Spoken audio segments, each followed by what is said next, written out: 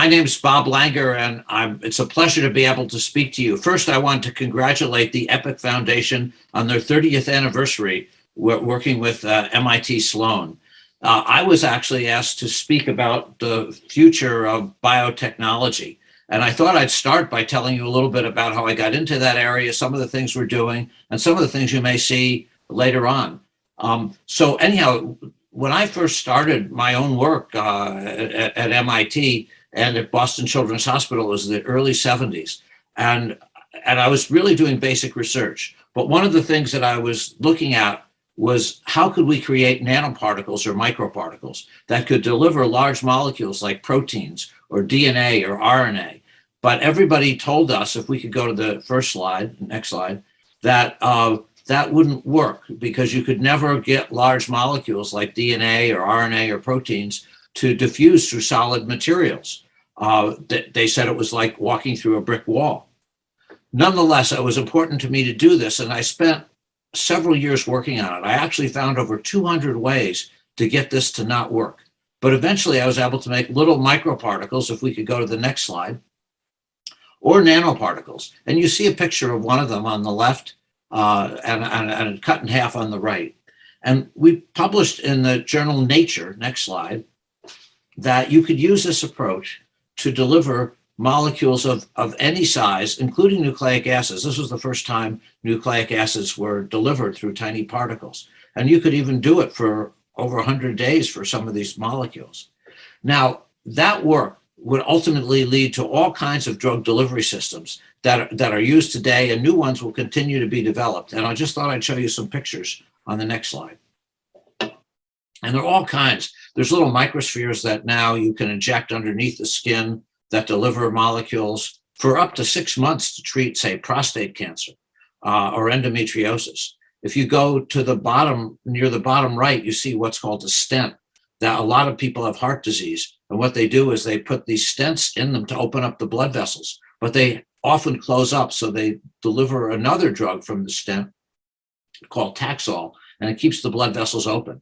And there's many others. Some of the major ways of treating opioid addiction are shown here, again, using tiny particles like Vivitrol that can deliver anti-opioid medicines. So, and you'll see many more of these as we go into the future for delivering all kinds of molecules. But I wanted to highlight one thing in particular, that you could even make very, very tiny particles like nanoparticles and make them last a long time in the body. And as I'll go over, that was absolutely critical to helping get a company that I helped start called Moderna and other companies to create the COVID vaccines. But let me just show you a video that Nova, the TV show, did. If we could put the sound on and maybe play this.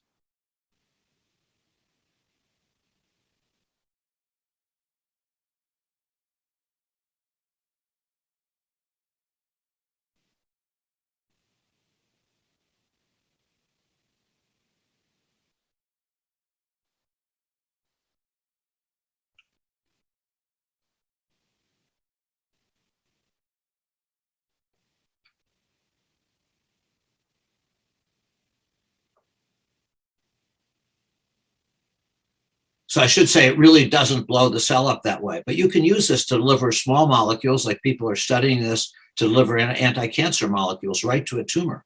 Also, what's really exciting is that you can deliver new genetic therapies. And let me just tell you about a little bit about Moderna, which is a company I helped start. So protein therapies have been very successful, but they often take years to develop and have to purify them. And there's a central dogma, if we could go to the next slide, of molecular biology, which is that DNA makes RNA makes protein.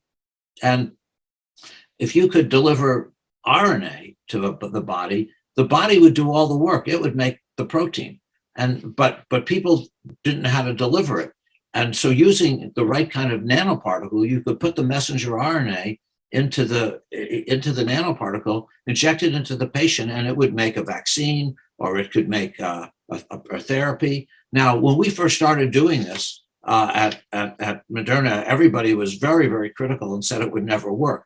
In fact, next slide, the Boston Globe, the local newspaper, when we had started the clinical trials for the vaccine, wrote, because they talked to experts, that this is not how you do science. That's what their experts said. Of course, the experts were wrong. As you may know, and maybe some of you have had it, the vaccines that Moderna made using nanoparticles with messenger RNA, or that BioNTech with Pfizer made using nanoparticles with messenger RNA, have been the most successful vaccines ever. They're 95% effective, and you can compare that to flu vaccine, which is less than 50% effective. And I think this is, again, something we'll see more and more of in the future. Moderna, as you know, the next slide, got approval for this, as well as Pfizer and BioNTech. And these have been used by hundreds of millions, if not billions of people all over the world. And I think what we can expect in the future, looking at the Moderna pipeline, is many, many more vaccines, new treatments for heart disease, possibly cancer, and many other diseases using messenger RNA and nanoparticles. But there are many other things that you can do too with biotechnology. David Edwards, when he was a student in my lab, came up with a new type of aerosol. If we could go to the next slide. Before him, all aerosols were tiny little non-porous entities, but you could only deliver about 2 milligrams, very, very tiny amounts. And almost all that you did deliver got wasted because it was like shooting wet sand out of a aerosolizer, like you see on the right. But the surface area of those was huge, and so they stuck together like wet sand. However, what David did is we created a new kind of aerosol that was like a wiffle ball, which you can see a scanning electron micrograph on the left. And those were much more effective. And you could, rather than deliver at, say, 2 micromilligrams in a little aerosolizer like that, you could deliver 70 milligrams, 35 times more, maybe even 100 times more. And what that enables is all kinds of new aerosol therapies that you could never do before. One recently got approved for Parkinson's disease. And the beauty of this is that you could carry those aerosolizers in your pocket because you could deliver so much even from a tiny system. Whereas before you would have had to have a giant aerosolizer that you couldn't put in your pocket. Now, we also have come up with smart delivery systems. The next slide shows an example, again, of what you might see someday. This is a little top view and a bottom view of a little chip. Now, this is could be an implant or it could be designed as a cylinder. But some of the things I think that you'll see from something like this is literally a pharmacy on a chip that you could have all the drugs somebody would need, and then they could come out when you wanted them to come out, whether it was for treating diseases like osteoporosis or other things. Also, I think another thing that you'll see in the future, and we've already been working on this and developing this, are new materials that could get rid of wrinkles. The next slide shows an example of that. And this was published in Nature Materials recently, but if you look at the woman, if you look at her underneath her eye on the right, she has a wrinkle. But when you put this little ointment that we came up with, it gets rid of it, and it does it for over a day, and that's being also developed by companies. Another thing that we might be able to do, I don't know if anybody here is diabetic or knows people that are diabetic, but everybody that's diabetic takes an injection. But maybe you don't need to. Maybe someday you could swallow a pill that will not, and it will do all the work. And to that end, the next slide shows an example of that. What we did is Gio Traverso and Alex Abramson in our laboratory came up with a special pill that was modeled like after what's called the leopard tortoise, or maybe something that's more familiar to you, like what's called the Weeble Wobble toy. And the idea is that we have a little needle in it made out of insulin. And what we've done is we've modeled this so that when you swallow this special pill, that it tumbles, but then when it gets into the stomach, it shoots out a needle made out of almost entirely insulin, and it goes into the bloodstream. And the beauty of this, and the reason why you want to always have this weighting, like the Weeble Wobble toy or the leopard tortoise, is you want to make sure that the bottom part, that's the purple up there, always is facing the stomach wall. So when you inject the needle out, it's self-oriented and it just shoots out the insulin. Another thing we've been doing, next slide, is work with the Gates Foundation. Now, I'm sure anybody that's taken the vaccine knows you've had to get multiple injections. Well, Anna Jakulenik and others in our lab, working with the Gates Foundation, we've come up with a way where maybe you could get one injection and it'll be self-boosting. In fact, this particular one she's designed, gives ovalbumin, that's a model protein, and still in animal trials, but she's got 11 boosts just with one injection, and you could see it coming out at all different times when you look at the colors. So this is a new printing technique that we've developed with funding from the Gates Foundation. Now, the last thing that I wanted to mention today that you might see in the future is an idea that Jay Vacanti and I came up with called tissue engineering. Someday, maybe we could make tissues and organs from scratch. Next slide. And here's an idea where we could take any cell type, which you see, put it on what we call a polymer scaffold, grow it in vitro, that's in test tubes, and then put it in a patient. And just to show you a picture on the next slide, these are fibers that will ultimately dissolve and cells on them. Now, what we've done, or what companies have done licensing this from us, is make all kinds of new tissues and organs, or at least they're in clinical trials. One, artificial skin for burn victims, has actually been FDA approved. And let me just show you what you can do with that. The next slide shows you a little boy, 2 years old, and you can see he's badly burned. But you can take the product, next slide, which are neonatal skin fibroblasts on a material that will ultimately dissolve. And what you can do, next slide, is to put it on the child at the time of the injury.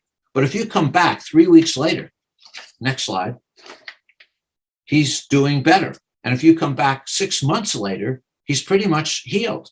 And so this has been now approved by the FDA for burns and for skin ulcers. And not only that, there are many other groups trying to make new blood vessels to help people with spinal cord repair, to restore hearing, to treat diabetes, all using these kinds of principles.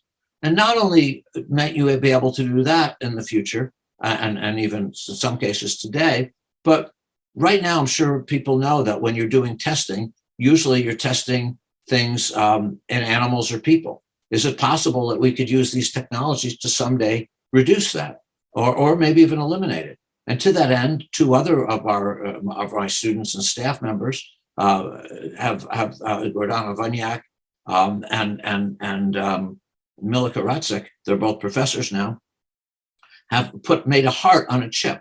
And the next slide shows what they did. They actually put heart muscle cells on a scaffold, and there's characteristic structure that you get if it works called sarcomers and intercalated discs. And let me even show you a video of this heart on a chip. It's actually going to be 6 million cells. But when you look at it, we're not shaking this or anything, but it's like a little heart beating. And yet it's outside the body. It's on just a little sheet of glass with a polymer material. And it just beats like a regular heart. And what you can do with this are many things. You could take an EKG, for example, which is shown on the final slide. And this is on this final slide, you see the EKG of this heart on a chip. And what you can also even do is you can do drug testing on it. Tower Biosystems is developing this work, and they're working with many companies to test potential new drugs using this rather in place of animals and humans. You still ultimately will need to do that, but this hopefully can reduce the amount of testing that needs to be done. And there are many other organs or tissues on a chip that are being developed. Gio Traverso, who was a former fellow in our lab and now a professor in mechanical engineering at MIT, has developed an intestine on a chip for looking at drug absorption. Myself and Li Wei Sai, who's head of the PIC Hour at MIT, are developing a brain on a chip given with NIH funding. And Linda Griffith and Sangeeta Bhatia, both professors at MIT, they separately have developed livers on a chip. And so I think you'll see more and more of this kind of work in the future, which I hope can accelerate drug testing and maybe minimize the amount of animal and human testing that needs to be done. Thank you very much again for having me, and my congratulations on this 30th anniversary. Thank you so much.